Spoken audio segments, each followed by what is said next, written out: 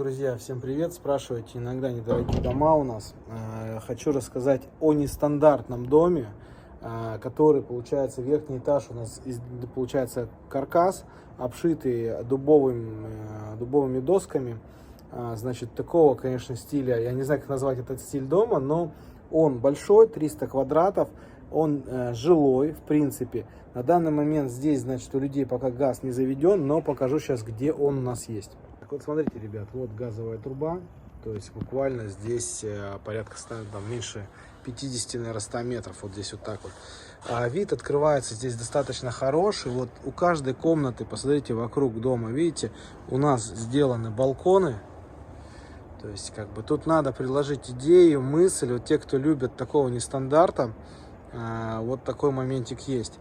Значит, два заезда на участок, нижняя часть терраса ровная, верхняя тоже ровная. Значит, можно также дом разделить на две половины, и получится неплохой дом. Либо под сдачу, вот ребята здесь его сдавали в свое время. Соседство, видите, да, то есть вот хай-тек, вот такой домик с бассейном внизу, то есть вот прям у людей бассейн. Вот у людей дом, то есть достаточно неплохое соседство. Пойдемте внутри покажу, расскажу про него. Не знаю, как, конечно, такие форматы домов снимать, но вот расскажу. Значит, смотрите, второй этаж у нас достаточно высокий. Это у нас каркасный, внизу бетонная плита, дом сам монолитобетонный практически весь. Верхний этаж, третий у нас каркас. Очень светлый, можно сделать студию, скажем, в формате, ну, что-то такое художника, грубо говоря.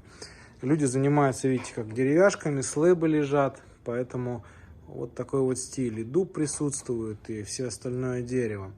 У каждой комнаты получается выход на балкон, балкон вокруг, и здесь таких же две двери. Ну что, сейчас покажу вам дальше. Друзья, продолжаем наш осмотр дома. Значит, здесь у нас лестница на третий этаж. Камин, он действующий. Значит, по отоплению частично сделан теплый пол. Вот такая вот необычная. Он общей площади, то есть почему я говорил, вот он сдавался. То есть вот здесь была стена, и у людей был отдельный вход. Они вот эту комнату, здесь теплый пол сделан. Эта часть дома сдавалась отдельно. Здесь у нас санузел. Такой вот нестандарт, конечно, он под ремонт, тут нужно делать ремонт под себя, в зависимости от того, что вам требуется. Такой дом художника, давайте его вот так назовем. Вот, потому что эти какие столы, нестандарт. Так, друзья, весь дом построен на колоннах. Здесь на первом этаже также теплый пол.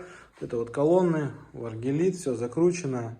Диаметр сами видите. Арматура, значит, в ригелях 20-я стоит.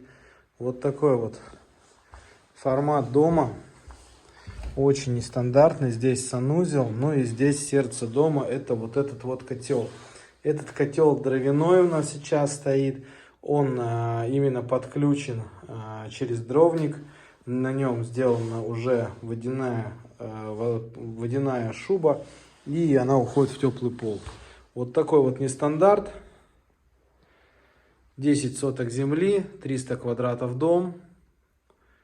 С большими панорамными окнами. Нестандартно и необычно. Такой вот нестандартный дом. Да, то есть как бы ровный участочек, о чем я говорил.